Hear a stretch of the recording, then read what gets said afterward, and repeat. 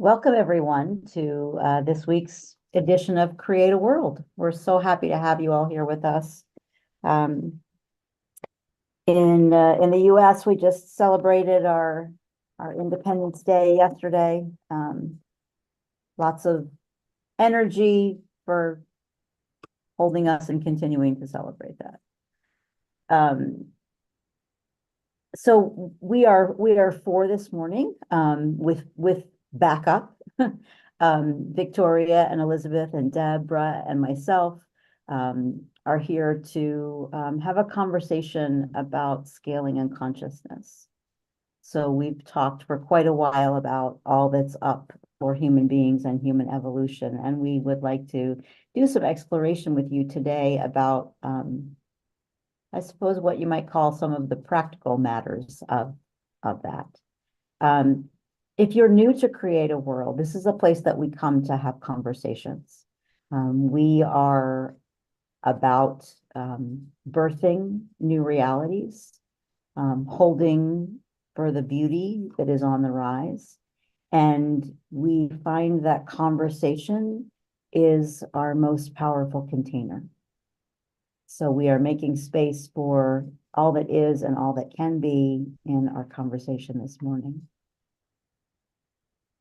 So I'm going to open it up to you other folks that are with me. And does anybody want to take a first dive? I'd love to pick up on what you said about conversation and how it creates a space for us to connect. And to me, it's not just any conversation that we're having here. It's a conversation that holds for the full expression of who we are, and in relationship to what our topic of scaling and consciousness, I think it's important to bring to the surface that conversation and language is it's important to hold the impeccability of our words. And in relationship for myself in scaling, which is a big word that I think we probably all need to kind of talk about what the definition, or that's not even the right word as I hear myself say it. It's what does it mean to be in a scaling? And when, as I'm in a scaling right now, I have to slow down and pay attention to the words I use and feel if those words are in alignment. And there are some moments where it's crystal clear and it flows. And then there are moments like today for me where I requires a pause, because my word is wonkiness in my relationship to how I feel and what my body registers and senses are, to what words actually really do give that integrity, that impeccability, that authenticness to how I want to express myself in the world. So I'll kick it to somebody else from there. What does that bring for you?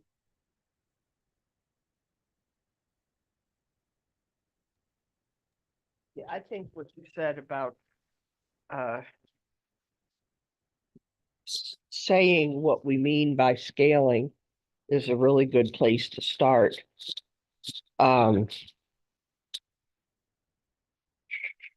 So now that means I got to try to do it.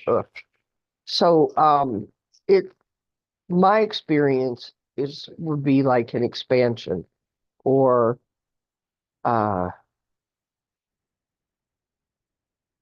moving to the next greater whole. And there's a certain extent that that's just going to have to be grokked until or unless better language comes through. Because I find the same thing for me, Victoria, is as I scale,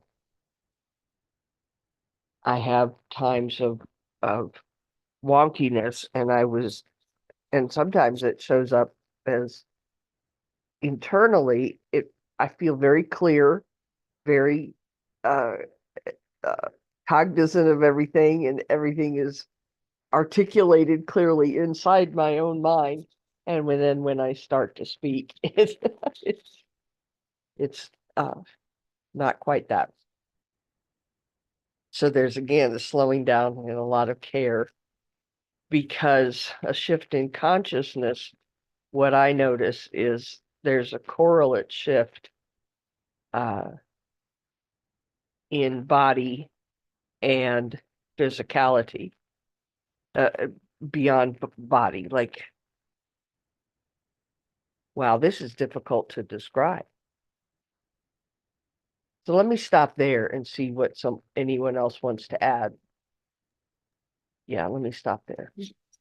I can go through the physical because the physical feelings, I guess, also and the questions um questions come up in our minds of am I where I need to be? I'm feeling really uneasy about something. Um I don't know if I'm supposed to go down this road. I don't know if I'm supposed to quit this job. I'm feeling really nervous. I could actually feel this in my solar plexus right now. So I'm picking up on something. Um, uh, Feeling like we're not enough. Um, Feeling like we know there's a path we want to go down, but we're just not sure. Going down this path might mean that we have to give up something on behalf of our families, um, on behalf of ourselves, on behalf of maybe a partner we have, uh, on behalf of our work. So it gets us feeling very, very uneasy on behalf of the world and its state right now. Um, we feel very, very uneasy, not sure where we're going. Maybe we even get a little bit dizzy. Uh, and so then what happens to some of us right now? We don't realize we're shifting our consciousness, and we think we've done something that caused these feelings to happen. And so uh, the great news about this is that, wow, could we consider that we are shifting to a different place? And that's what we mean when we say shifting to the next greater whole. Okay. So let's take if we're looking at a job, because that's really, realistic. A lot of us out there are realizing we're in a place work wise where we're not fulfilled. And oh my gosh, there's this new path. I've seen this a couple of times in the media lately. There are people that I follow that were on one path, and then all of a sudden they realized they weren't on the right path. And there was I could see it in their body, a lot of agitation, a lot of tears, um, just not being sure. And if we could stop to consider just staying still for a minute or 60 minutes or days even, to just sit and be in that agitation. It's not an easy place to be at all. Um, and consider that perhaps we're shifting to a higher path of being. Um, and I don't want to speak about that in hierarchical terms. It's, the better version of us. It's that simple. The better version of us. Could we consider that we're moving into that space? Wow. Okay, well, if I'm moving into that space, and I liken it, I was talking about it yesterday, being caterpillar in that cocoon. Ew, gross, right? It's gross. It's sticky. I'm sweating. I smell. It feels gross. I don't like it. Um, I can't do anything. I have to pace back and forth. Literally, these are experiences that I've had as I've been moving to my next greater holes. Um, and then in the knowing that I'm going to be shifting now, I can sit in that and be really happy in it. But it's taken a lot to do that. So I think that's a little more of an explanation. But I'm going to read this that Tantra sent us on scaling because I really like it. It's cool. It says, in this journey of scaling, you are building a new road that not only supports your growth, but also contributes to the collective advancement of consciousness. So if I know that I'm sitting in this gross stuff and that when I come out the other end of it, that that is going to benefit me, it's like going to the gym and lifting weights and doing something that's painful. If I know that that's going to make my body stronger, for me, I can sit in that. I can sit in that. And then to know also that my lifting those weights is going to help somebody else or help build the consciousness of a collective of humanity. I mean, I don't know. I think that's pretty darn cool. So, every step you take on this path is an opportunity to embody and manifest the next greater whole. So, next greater whole could be getting that new job. Next greater whole could be, okay, I'm just talking off the top of my head, not eating bread today. That's one of my things. Very, very simple. A next greater whole can be very simple or it could be really big. And you're creating a harmonious and interconnected future. So can we consider that we can sit in the muck today and have it be in the knowing that days in the future are going to be harmonious for us as a result of that. So over to someone else. Yeah, and Elizabeth, what I hear you saying in that and what's coming to me is this idea of building strength, stamina, capacity. Because that's part of that's part of what's happening as the caterpillar is becoming the butterfly. And it takes me back to my first year of teaching. I was 22 years old, and I was teaching high school. So I was 4 years older than my oldest students. I walked into, I got a call. I'd been planning to be a teacher. I'd applied for a bunch of biology teaching jobs. They didn't have any. About 4 days before school was supposed to start, I got a call and they're like, hey, we have this animal science program that's part of our technical wing. We're desperately trying to find somebody to teach it. It looks like you have some experience. Do you want to do that? And before I could even exhale, I was like, yes, of course I want to do that. Having zero idea what I was getting myself into because I walked into a situation where the curriculum was just a one-page list of topics. There were no textbooks. There were no supplies. There were no animals, right? I'm supposed to be teaching an animal science class. There's no animals. It turned out that I had to run a dog grooming salon inside the class with my students to raise the money to pay for the class. I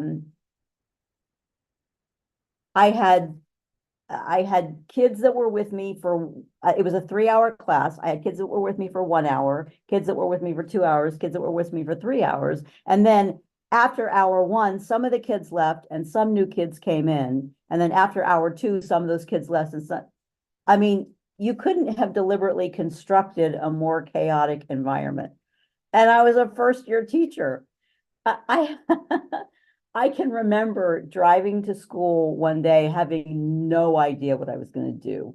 None. and I'm opening my classroom door and I still have no idea. And I realize we had all these magazines, these like dog grooming magazines. So I'm like, okay, so today what we're going to do is we're going to make collages to reflect everything that we've learned so far. I mean, I just completely pulled it right out of my butt, part of my language. But so I think that's the thing about being in this place, right? The ground is moving under your feet. The things that you have always leaned on in the past they're either no longer there, or they're disintegrating, or when you lean on them now they fall over. And you're very much in this place of having to surf. But when you're in that place, you discover all of these things about yourself, all of these things about the support systems that are around you that were forgetting were there. And you build your strength, stamina, and capacity. I mean, after that first year of teaching, I felt like I could do pretty much anything. It's like, okay, if I've survived this, I think I can pretty much handle anything that comes at me from that point forward. Now, I won't say that I stayed feeling that way always, but and I also think that what we're talking about then requires trust in creation. Trust that we are moving to a next greater whole. And that even as we see devolution, that is part of the process of evolution. Because otherwise, how do we get out of bed in the morning? So I think that's part of what's upon us now, right, too, is finding our connection with creation. What is our connection? What is our link? How can we touch into that when we are feeling the need to study ourselves? You brought back the memory of my very first job. Oh, it's great. And this is another description of what it feels like. So I walked into four walls with nothing, absolutely nothing. I had to create my own curriculum. My first job was being a teacher of special needs students who were um, in class with me all day, every day, and I had to create my own curriculum. And I was not given any guidance to begin with. I knew no one at my new, I was stepping into a brand new job, brand new town, the whole thing. And so, what do you do? So hence comes to the first thought that I have is literally stepping out of the four walls and going to find someone, anyone, to ask questions. Um, and and being scared even doing that. So my point is reaching out to anyone, loved one, anyone for assistance, um, or just to being being in this with, sometimes we have to cocoon and be with ourselves. That's for sure. Um, Yet if we're in a four-walled situation and there doesn't seem to be anything in the moment, and we know we crave that, then um, asking for assistance, or seeking another's company to be in conversation. Um, so for me, that was really, really important. And when I did that, I met a lifelong colleague that I worked with then for almost 20 years, who I still to this day am very grateful to. That she really, really got me going on a path.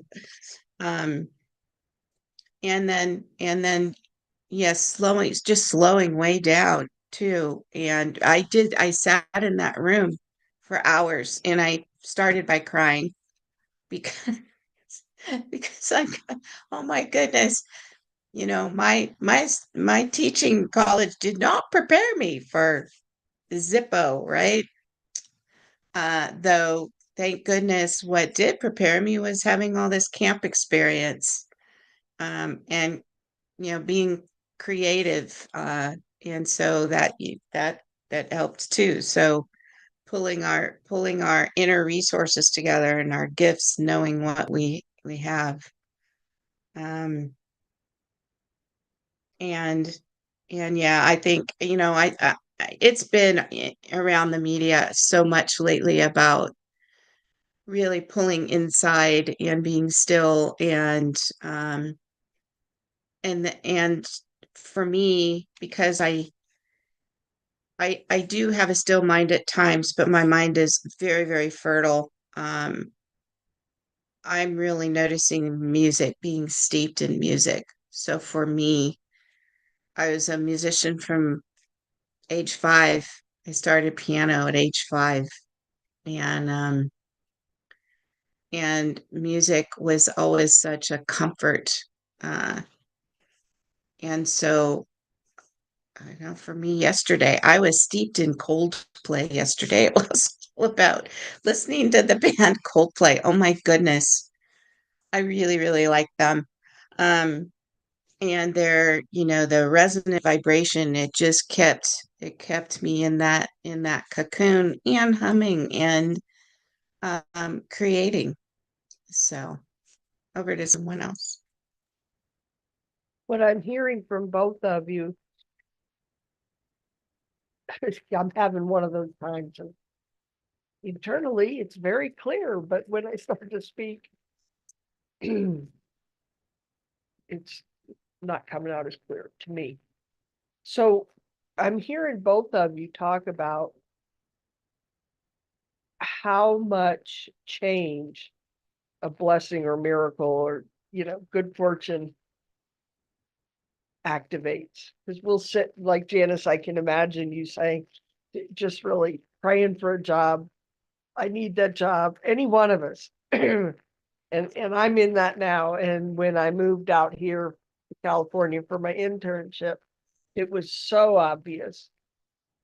That was such a blessing to me, an expansion of my world, an empowerment to uh, develop, grow, and prosper, and took so much care and tending of the physical plane and so much expansion, change of the physical plane. And we don't tend to think of that. And those shifts and changes in the physical plane can be very challenging. Doesn't mean they're not fabulous, just can be challenging. And both of you describe very challenging events, or lots of little events as you go day to day to day, constructing a reality within which you can function. And the other thing I'm hearing in what you read that Tantra wrote, Liz, and all, is we I think we're hitting a spot where many of us realize that our individual uh, prayers for whatever change, blessing, miracle, good fortune have a ripple effect. They're no longer localized to us. They're no longer only about us personally, but that our personal is very connected to everyone around us, and maybe probably many, many people that we can't really even understand, like the saying of, the butterfly can flap its wings halfway across the world to have a windstorm happen, somewhere that seems very unrelated. I think we're waking up to that phenomenon. That it has always been true, I believe. But I think we're waking up to ourselves as part of a collective. because of, when Victoria, you were talking, I was hearing you talk about the great care that you were taking with your words, with knowing whether to sit still and be quiet. And for me, that's a way of integrating new perceptions and new activity. So that the scaling in the physical plane that goes along with expansions of consciousness or changes of circumstance, eventually, I think changes of consciousness burst into the physical plane and show up like a circumstance, like the new job or something. But the care and of what words you use and moving carefully and attuning to whatever is sacred around you. Those are all engagements of stewarding a scaling, which to me, I guess I would say is an expansion of perception. I could see things, I could see this was my world before. I thought I was in a very full life, and suddenly I can see here or perceive here. And the physical world changes, maybe not because it really actually changes, and maybe it actually does, but wow, there's so much more. So I'm just reflecting back what I'm hearing about the stewardship that comes with scaling in conscious awareness and perception and awareness of who we are in the world. Well, all of that is scaling. So that's Yes. what I wanted to reflect back right now. Deb, that's prompting me to want to read another piece of what Tantra shared with us. When scaling, the need for stillness and the ability to reboot your system become paramount. When faced with challenges or disruptions, it is essential to take a step back and recalibrate, ensuring that you are fully available for what needs your attention. This means removing yourself from the equation when necessary, allowing space for the new to emerge. Shifting your consciousness to operate on behalf of creation must transcend the fear of survival. This transition is vital for aligning with the greater whole. When your actions and intentions are guided by a higher purpose, the path you build becomes a conduit for unity and collective evolution.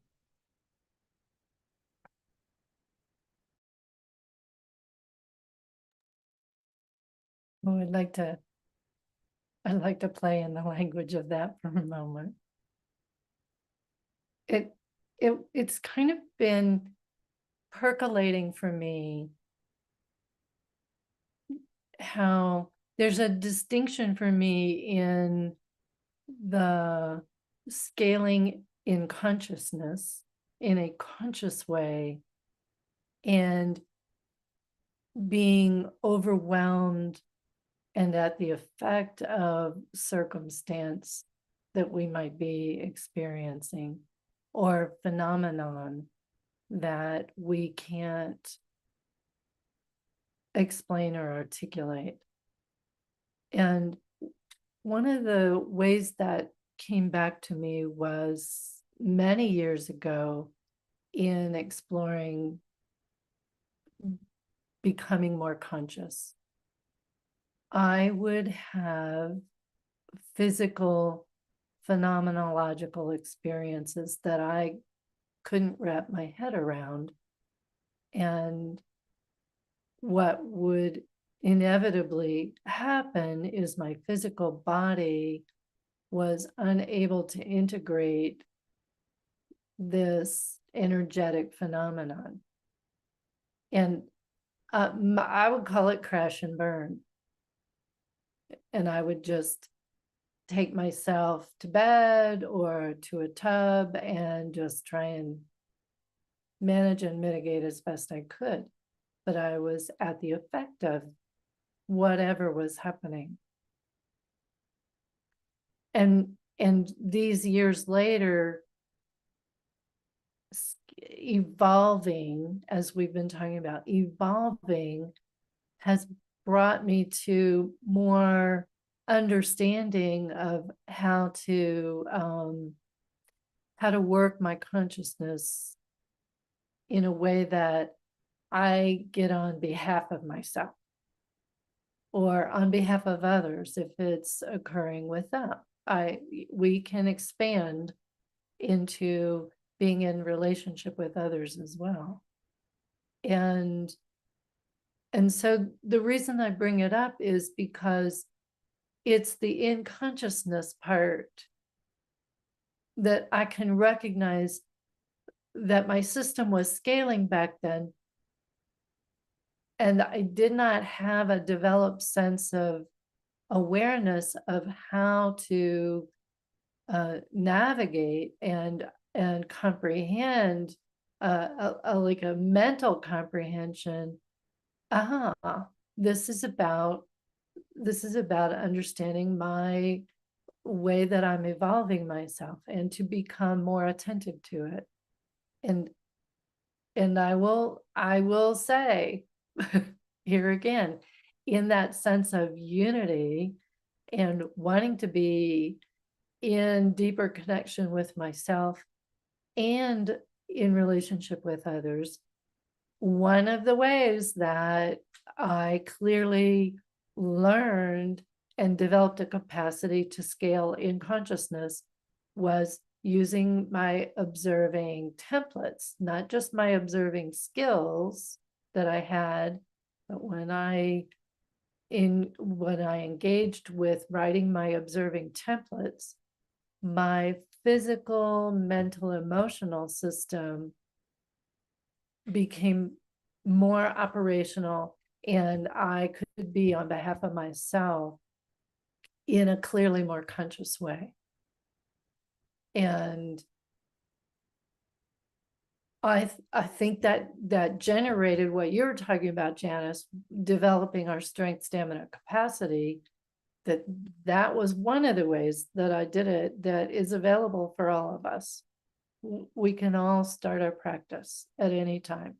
We can all practice and generate more observing templates, craving templates. We can all engage in this practice that builds that connection of the phenomenon that we can't explain with the daily experiences that we find ourselves having, and we can get on the side of it. Over to you guys. Yeah, and I so love to that. me, Victoria, what you're talking about is building the language of scaling and the language of evolving in our consciousness, so that we in conversation with ourselves and conversation with others can start to have, to me, a different conversation about what we're moving with, right? As opposed to, I'm overwhelmed, and which is very standard language of our culture. But this notion of I'm evolving is not standard language of our culture. So Elizabeth or Deb, I'm wondering if since we may have people that are watching CreateAWorld for the first time today, if either of you wants to speak to the templates, just kind of give everybody a quick background of what that is. Yeah. I'll start, and Elizabeth, you can add whatever. Okay. The what we're referring to, the template, is a very specifically patterned writing practice. Only part of it is structured, and it is designed to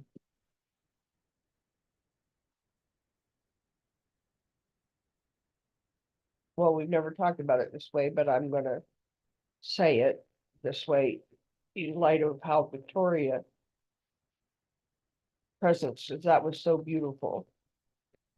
It's designed to awaken our cognitive capacity and expand that. What she spoke about, what I heard, was that for all her capacity, correct me if I'm wrong, Victoria, and I hope I'm reflecting this both accurately and to give the example. Victoria's very adept in what I would call the world of the body. Meditation, yoga, many phenomenon and disciplines in that realm. And what I heard her saying was she came to a point where, or several points, where she had to have her mind evolve concurrently. She had to awaken or get back to her own languaging of her world, separate from what's defined in our culture or prescribed in our culture, and go beyond that even. And so these templates are designed to strengthen your mind, awaken your mind, literally evolve your mind in ways that we could spend hours talking about, but I hope that gives a baseline understanding. And really, the most important part is, no, not the most important, but a very important part is what we call restoring our direct connection to creation. And for me, I'll just call that as moving ourselves out of what's prescribed and defined by our culture, Western culture, and which frequently has people be very redacted in their knowing of themselves, knowing what it is to be human, experiencing their own beauty and magnificence and power, and keeps all of us in our lane, so to speak. And with these templates, you can discover what your lane really is, and the power where you get to say what that is.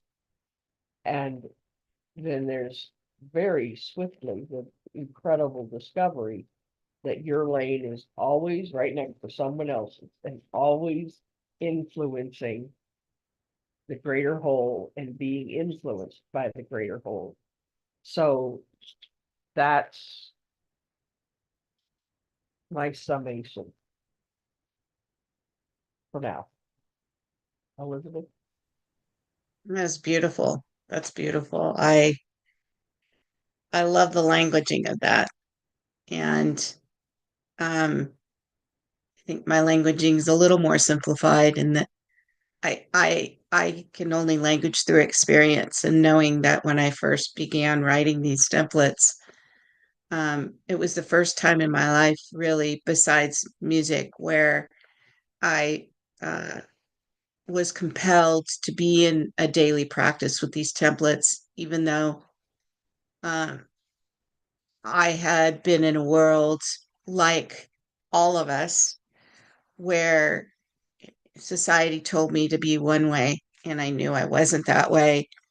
And so, in a way, I was being a rebel and defying what I had grown up with and what I came in with, and was programmed with.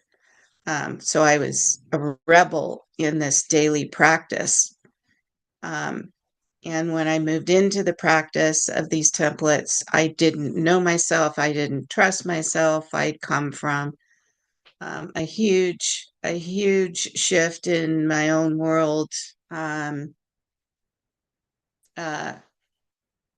call it a trauma-based world, and then being in this practice of all of a sudden now writing the templates every day, being bound, knowing that doing that would develop something. Okay, because at that time I didn't, and I really, that's a really important thing, is that when we begin a practice like this, these templates are just beyond amazing. It's hard to language the shifts that can occur. So I call them a tool. They're a consciousness tool, really. And I am so grateful for the practice of observing.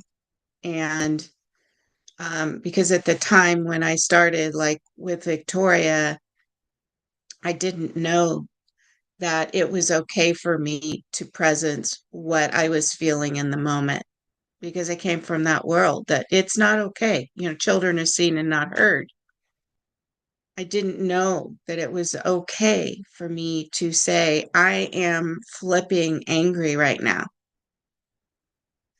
I'm observing that I'm flipping angry right now. So that to me is the beauty of these templates.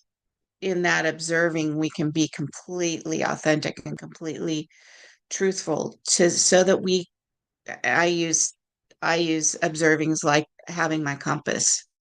The observings are like a compass for me, so I can see where I am in the moment. And in that moment, then I can give my flipping angry a place. It's brilliant. I mean, it's beyond brilliant to be able to give where we are a place, so that then we can step into whatever's next. And then on the flip side, with the other aspect of the templates, we're building a new road, we're building a new garden, we're building a new mall, we're building a new world. I don't know why I said mall. I'm not a big mall person, but anyway, my point, that we're building these new expanded uh, spaces and spaces for ourselves wherever we're standing, and learning what our capacities are through writing these templates. And short of begging anyone, I want to be the poster child for writing the templates. Short of begging anyone, they're just really amazing, because, as Deb said, they also start to build our relationship with creation, whatever creation is with us. They start to bring in this relationship, so that then we learn to be in partnership with greater forces, whomever they may be, because I've been writing these for 12 years, and I still don't know all the greater powers and forces. I just know they're there. Okay. I know they're there, and I could see, they're out there just cheerleading. So that's really important about the template writing. And then this other piece, I'm going to pull it in because it's the piece just before what Janice said, that in the writing, we make a difference out there in the world. That writing those of us that are writing them more regularly, we know that we're not alone in this, that writing these and creating this. Also, I like to use a garden as an example. Creating this beautiful garden of language and of the gifts of ourselves through writing these templates, we're impacting, like the butterfly. We're the butterfly wing.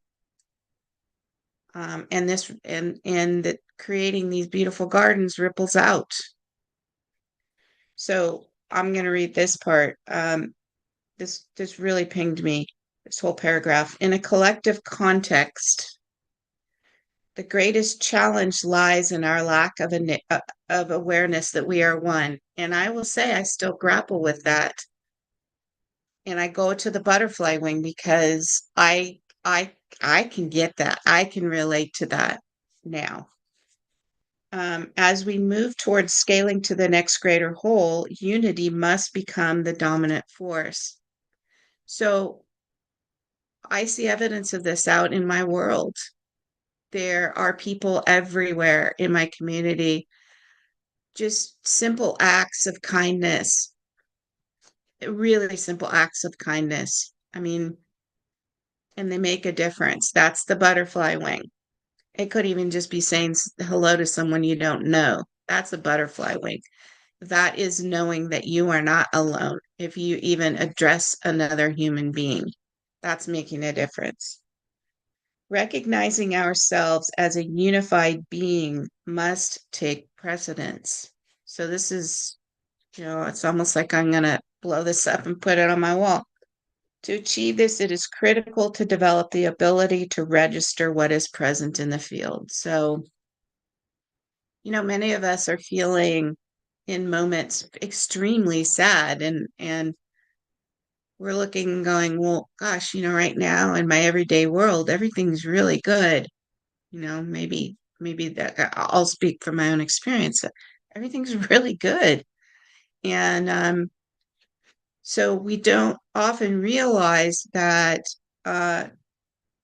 even though in our own small corner of the world everything is great, that maybe we're picking up on something in the field. And so it is important for us to really look and spend that time going, okay, well, everything's all right in my world. Maybe I'm picking up on something from someone else, and sitting for a moment and, giving grace to, or just blessing whatever that sadness is, and being with that sadness on behalf of probably somebody else, a lot of other somebody else's.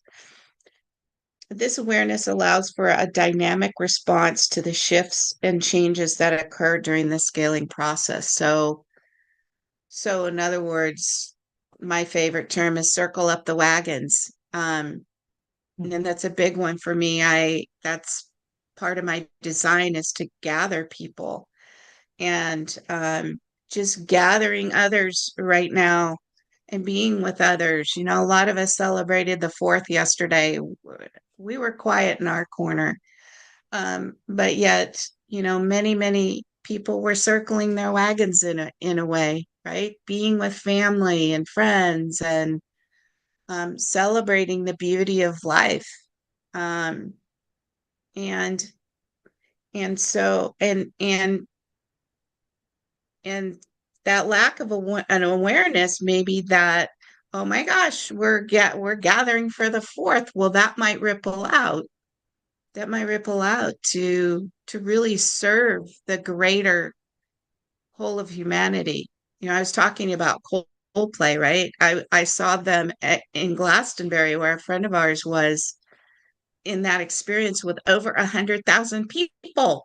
And I was so blown away that this body of 100,000, I think they said, and 4 people were unified in this way. I mean, imagine what impact that could have.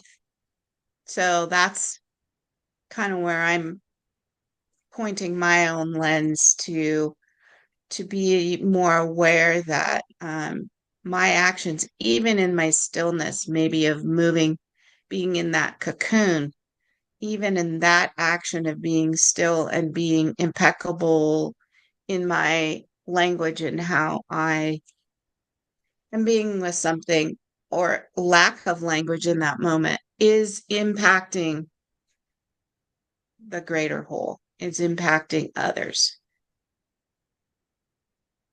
So over to someone else. I want a presence that between Deb and Liz, this butterfly has been outside my window here. So that's the rippling showing up in an everyday way. And I'm particularly struck between the two of you guys. I'd love to kind of integrate with the piece of the templates being a consciousness tool, and the remembering that if you choose to engage in the template practice, you're engaging in linking up with yourself as a being with creation in a co-creative process, and it will invite scaling in consciousness. And in the spirit of that, knowing that, I love that Tantra also shared with us the 5 practical ways of being with yourself when you're scaling in consciousness. And we've talked about some of them just naturally already, but I just want to like presence them into the field as we're winding the conversation down. The first one is what we said: slow down. Just slow down and be with what the phenomenon, the experience is, so that you can really feel it fully, body, mind, spirit, in the presence of it. Giving yourself permission to cocoon, or giving yourself permission to be fully expressed with family events or things like that. You can do it either way, in a slowed down, presence-filled way. And rushing the process when you're scaling, she says, can lead to a fragmentation or a misalignment. And that's really important. So if you're feeling overwhelmed and disconnected, or things are just not aligned for you, then that's an indicator. Practical consciousness tool: slow down. The second one was mind your words and feelings, which is what Deb and I were in conversation about. Really giving yourself permission to take that slowed down time to get really present with what you have access to and what you can't quite bring forward. And then the third one is developing your field awareness. And Liz, you went straight into that about how you are recognizing that rippling, and or not, or you may be feeling it, but it may be something that's not pertinent to you personally, but you're aware of it in the greater field. And then the fourth one, I love this: embrace stillness and rebooting. And Janice, you talked about the reboot thing, and I love that idea that when a disruption occurs and you're overwhelmed, you take the time to give yourself some space. And if I'm in a grumpy mood and I'm like, this could be just grumpy, or it could be scaling. Either way, I might look at my spouse and say, I'm going to go take myself for a nap so I can be nice. And there's no point in you being in my energy right now. So I'm going to go put myself to bed, right? It's just like a 2-year-old. It's nappy time. I love nappy time sometimes too. And then the fifth one is prioritizing creation over survival. And the bliss of considering in our unity that we are all a part of everything and everything's a part of us, that creation has our back even when we might not feel like that's the way it is. And in those moments, it's especially important to cultivate the other 4 so that you can be in that mind capacity of creation is always with me, no matter what the external world is presenting. So I'm complete.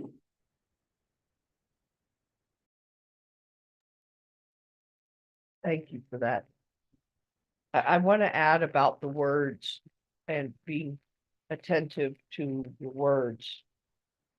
um, that there's importance to, we use the phrase life enhancing. And that's pretty self-explanatory. It feels like what it sounds like. To be attentive that what you're putting out in the world, toward yourself, about yourself and others, and even circumstances is life enhancing. That doesn't mean saying everything's wonderful when it isn't really. It just means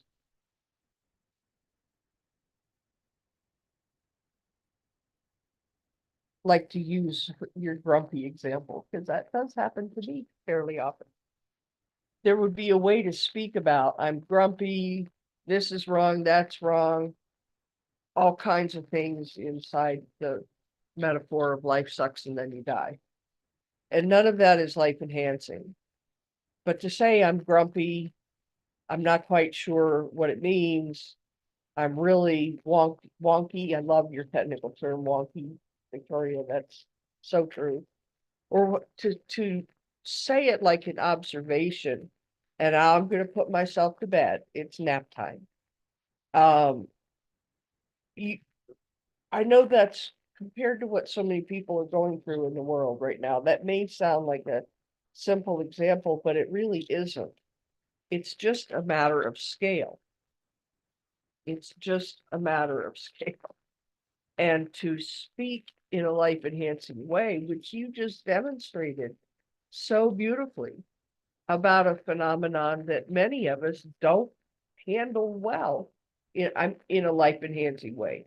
Hello, me. That is an additional dimension of using language well and being very attentive and attuned to what your language, what your choice of language is and its impact. It has a lot to do with unity, as a matter of fact.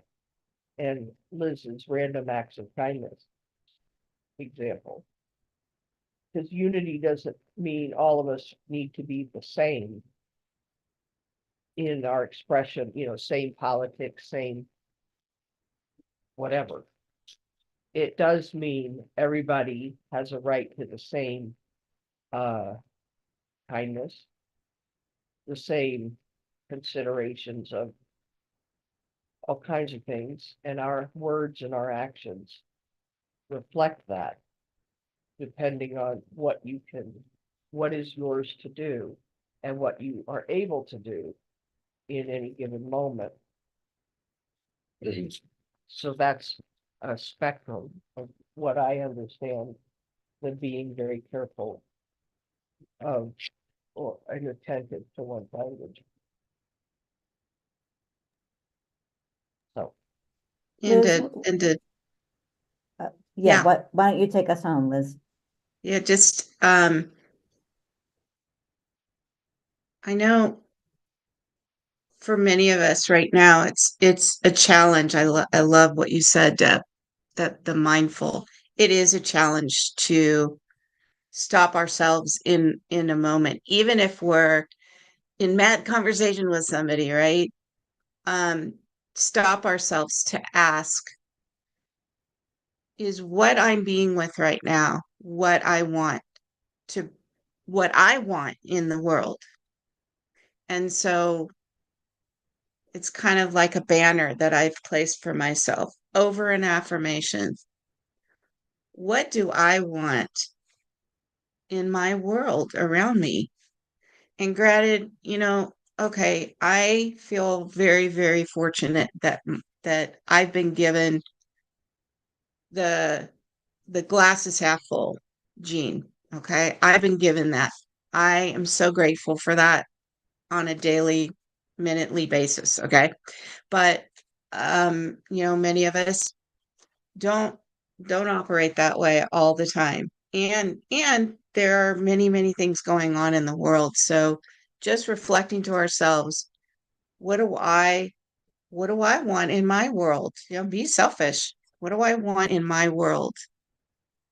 Well, shoot, I want to, I want to live a peaceful existence on a daily basis. So whatever I put out there, knowing that that is my wish, my craving, makes a difference. So asking yourself, what do I want in my world? What do I want in our world? Thank you all. Thanks, everybody.